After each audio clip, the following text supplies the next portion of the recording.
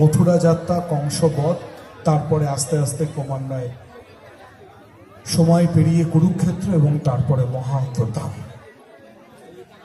সেই রাসলীলাতে শর্ত দিয়েছিলেন তিনি যে কোনো অবস্থাতেই আমি ব্যতীত আর কোনো পুরুষ থাকবে না। কিন্তু দেবাদিদেব মহাদেব এই অপূর্ব আনন্দকে নিজে প্রত্যক্ষ করতে চেয়েছিলেন, তাই মাতা পার্বতীর কাছে তিনি চেয়েছিলেন তাকে মহিলা সাজে সাজিয়ে দিতে। তাই সেই মহিলার বেশ ধারণ করে রাসলীলায় গোপনে যখন মহাদেব প্রবেশ করলেন, তখন ভগবান শ্রীকৃষ্ণ রাসলীলাকে অর্ধ সমাপ্ত রেখে বেরিয়ে গেলেন। তাই সেই দিনকে মহাদেব প্রতিজ্ঞা করেছিলেন যে যে রাস তুমি আমাকে দেখতে দিলে না, আগামী যুগে আমি সেই রাস আচণ্ডালকে দর্শন করাবো। তাই সেই মহাদেবের এবং বিষ্ণুদেবের মিলিত তনু হয়ে আমার পূর্বপুরুষ অদ্বৈত আচার্যই ধরাধামে অবতীর্ণ হয়ে রাস উৎসবকে এক আলাদা মার্গে নিয়ে গেলেন।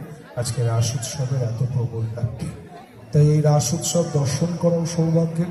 আর ধন্যবাদ জানাবো লক্ষ্মীতলা পাড়া মহামারীকে যে তিনি এমন একজন মানুষকে নিয়ে এসছেন যার কাছ থেকে দুটো আধ্যাত্ম চিন্তার কথা শুনলে ভালো লাগে, যার আগমনটাই আমাদের কাছে অত্যন্ত আনন্দের এবং ভালোবাসার হয়। ভারতবর্ষের প্রথম পরিচিতি আধ্যাত্মবাদ, দ্বিতীয় পরিচিতি আধ্যাত্মবাদ। আমি তার আশ্রমে গিয়ে আমার সুযোগ হয়েছিল বেশ কিছুটা সময় কাটানো। সেই সময় তিনি একটি পার্শ্ববর্তী অনুষ্ঠানে ছিলেন, একটা অপূর্ব মন্দির তৈরি করছেন।